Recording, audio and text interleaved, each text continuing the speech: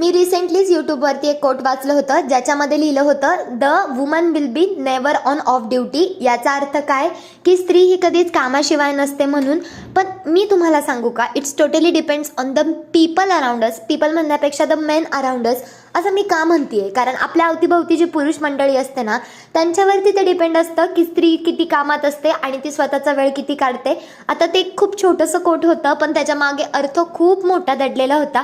आपल्या रोजच्या आयुष्यात ते किती लागू पडतं हे मला वाचल्याबरोबरच कळलं ते. आता याचं मी तुम्हाला एक उदाहरण देते. माझा दादा आणि मी, आम्ही दोघं सुद्धा ना घरातली कामं वाटून घेतो आणि ती करतो. आता तो मुकाट्याने ते काम करतो, अजिबात तो कधी हुचचू करत नाही की ही मुलींची कामं आहे ती मी करणार नाही, किंवा हे मुलांचं काम आहे. आमच्या आईनेच संस्कार देताना मला असे दिलेत की कोणतंच काम वेगळं नसतं आणि कोणतं कमी दर्जाचं नसतं. पण हे जेव्हा लोक बघतात किंवा ते ऐकतात की तो दादा तुझं काम करतो, घरातली कामं करतो, कसं काय बरं. मला लोकांची मेंटॅलिटीज कळत नाही की का म्हणून की सगळं मुलींनीच केलं पाहिजे म्हणून. मला ह्या गोष्टीचं खूप वाईट वाटतं की आपण ते संस्कार देत नाही. बाकीचे देश याच्या कारणामुळेच पुढे आहेत का?